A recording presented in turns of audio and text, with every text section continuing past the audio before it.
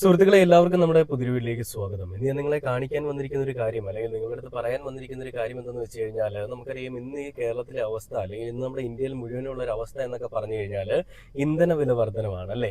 അതായത് പെട്രോളിനും ഡീസലിനും ഒക്കെ നല്ല വില കൂടിയിരിക്കുകയാണ്. 112 രൂപയിൽ കിടന്നിരുന്ന സാധനം ഒരു സമയത്ത് 112 ആയിരുന്ന ഒരു സാധനം 115 മാറിയിരിക്കുകയാണ്. ഇനി ഈ ഒരു മാസം തീരുന്നതിന് മുൻപ് തന്നെ 120 130 ആവും എന്നുള്ളൊരു കാര്യത്തിൽ ഒരു തർക്കവും വേണ്ട. ഹോർമൂസ് കടലിടുക്കിലെ പ്രക്ഷോഭവും അല്ലെ പ്രശ്നങ്ങളും അതേപോലെ തന്നെ ഈ സ്റ്റേറ്റ് ടാക്സും സെസ്സും ഒക്കെയാണ് ഇതിന്റെ പ്രധാന കാരണമെന്നൊക്കെയാണ് എല്ലായിടങ്ങളിലും നമ്മൾ നോക്കുമ്പോഴൊക്കെ കാണാൻ പറ്റുന്നത്. നമുക്കറിയാം പിണറായി സർക്കാർ ഇരിക്കുന്ന സമയത്ത് അല്ലെങ്കിൽ ഇടതുപക്ഷ സർക്കാർ ഇരിക്കുന്ന സമയത്ത് പെട്രോളിന്റെ വില കൂടി 108 രൂപ 111 രൂപ വരെയൊക്കെ ആയ സംഭവങ്ങൾ നമുക്കറിയാം. 110 രൂപ അല്ലെ 115 രൂപയൊക്കെ ആകുന്നത് വരെയുള്ള കാര്യങ്ങളിൽ ഇടതുപക്ഷ സർക്കാർ ഇരിക്കുന്ന സമയത്ത് വലതുപക്ഷം വലിയ രീതിയിലാണ് പ്രതിഷേധിച്ചത് അല്ലെങ്കിൽ പ്രതികരിച്ചത്. ഈ വലതുപക്ഷം പറഞ്ഞിരുന്നത് എന്താണ്?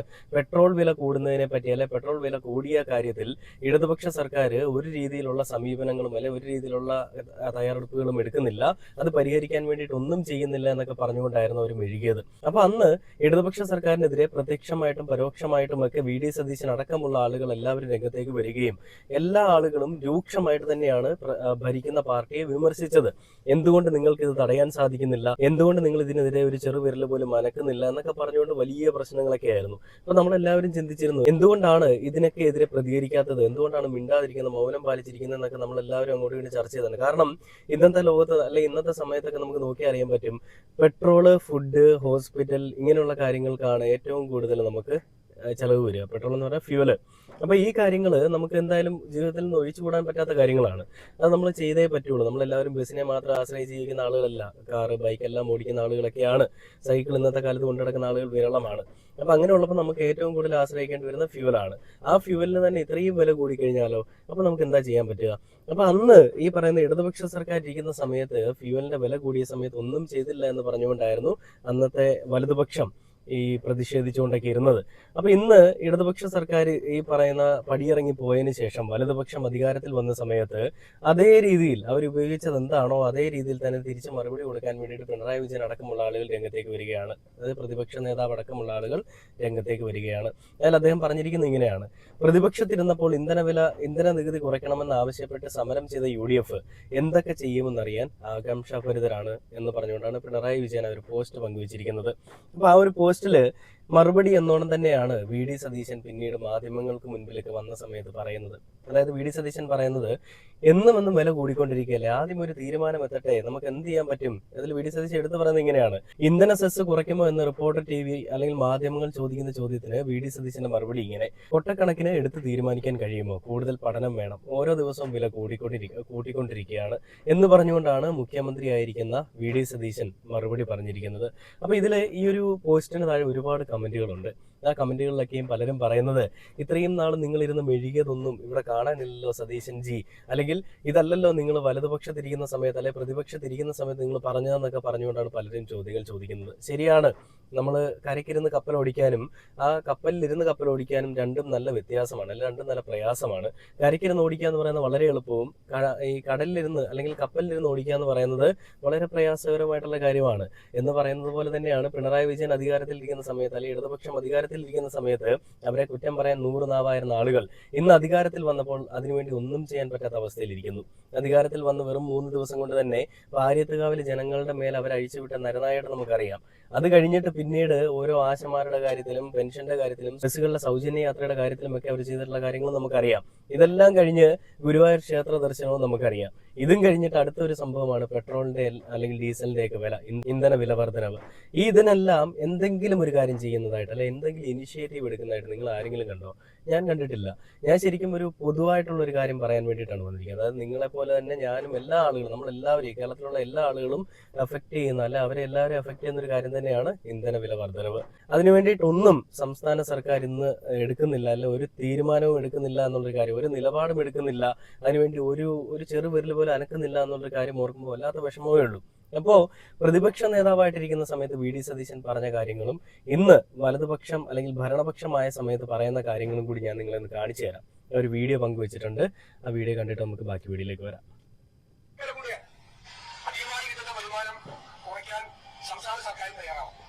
ഓരോ പ്രാവശ്യവും പെട്രോളിന്റെയും ഡീസലിന്റെയും വില വർദ്ധിക്കുമ്പോൾ അത് ഏറ്റവും സന്തോഷിക്കുന്നത് സംസ്ഥാന സർക്കാർ.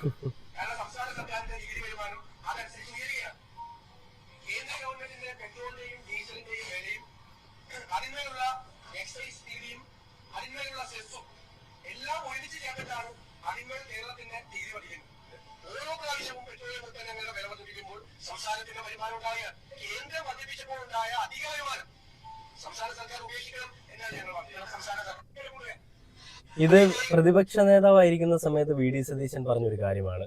അതായത് സംസ്ഥാന സർക്കാർ ഈ പറയുന്ന കേന്ദ്രം നൽകുന്ന അധിക നികുതി സ്വീകരിച്ചുകൊണ്ട് തന്നെ, അല്ലെങ്കിൽ കേന്ദ്രം വില കൂട്ടുന്ന സമയത്ത് അതിന്റെ ഗുണമെല്ലാം കിട്ടുന്നത് സംസ്ഥാന സർക്കാരിനാണ്, അല്ലെ ഭരിക്കുന്ന സർക്കാരിനാണ്. ആ സർക്കാരിന് കിട്ടുന്ന അമിത ലാഭം അത് വേണ്ടെന്ന് വെച്ചുകൊണ്ട് പെട്രോളിന്റെ വില കുറയ്ക്കാൻ തയ്യാറാവണമെന്നാണ് അന്ന് പ്രതിപക്ഷത്തിരിക്കുന്ന സമയത്ത് ഇവരൊക്കെ പറഞ്ഞത്. ഇന്ന് ഭരണപക്ഷത്തിരിക്കുന്ന സമയത്ത് എന്താണ് പറയുന്നത് വീഡിയോ ഇവിടെ കാണണ്ടേ. നമ്മൾ നിലപാടുകളുടെ രാജകുമാരനാണെന്ന് പറഞ്ഞുകൊണ്ട് നമ്മുടെ മാധ്യമ പാപ്പരാസികൾ ഒരു പേരൊക്കെ ഇട്ട് കൊടുത്ത ഒരാളാണ് വി ഡി സതീശൻ എന്ന് പറയുന്ന ഒരു മനുഷ്യൻ. ആ മനുഷ്യൻ പലപ്പോഴും നിലപാടുകൾ നമുക്ക് മാറ്റേണ്ടി വരും, അതിനെ തെറ്റ് ഞാൻ പറയുന്നില്ല. പക്ഷേ നിലപാടുകളുടെ രാജകുമാരൻ എന്ന് പറഞ്ഞു കഴിഞ്ഞാൽ അത് എത്രത്തോളം ശരിയാകുമെന്ന് എനിക്ക് എന്തായാലും തോന്നുന്നില്ല. അത് വീഡിയോ കാണുന്ന നിങ്ങൾക്കും തോന്നില്ലെന്ന് എനിക്കറിയാം. എന്തായാലും ഞാൻ ആ ഒരു വീഡിയോയുടെ കാണിച്ചത് ഇന്നിപ്പോൾ പറയുന്ന ഒരു കാര്യം എന്താണെന്നുള്ളത്.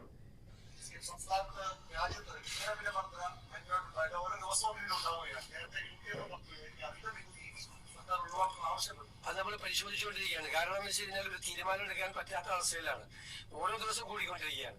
അപ്പൊ അതിനകത്ത് ഒരു എമൗണ്ട് വന്നു കഴിഞ്ഞാൽ അത് നമുക്ക് അതിനെ സംബന്ധിച്ച് ഞങ്ങൾ അതിന്റെ ഇമ്പാക്ട് എന്താണെന്ന് ഞങ്ങൾ ധനകാര്യ വകുപ്പ് സൂക്ഷ്മമായി നിരീക്ഷണം നടത്തുന്നുണ്ട്.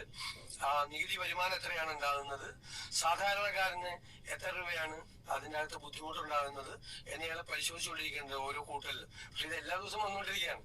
അതുകൊണ്ട് ഒരു കൃത്യമായ അതിനൊരു തീരുമാനം, അവസാന തീരുമാനം വന്നു കഴിഞ്ഞാൽ മാത്രമേ നമുക്ക് തീരുമാനം എടുക്കാൻ പറ്റുള്ളൂ. ഇനി നമ്മളും തീരുമാനം എല്ലാ ദിവസവും ഇതുപോലെ ഓരോ ദിവസവും ചെയ്യുന്നത് കൊണ്ട് ചെയ്യേണ്ടി വരും. അത് ഞങ്ങളുടെ പരിശോധനയിലാണ് തീർച്ചയായിട്ടും.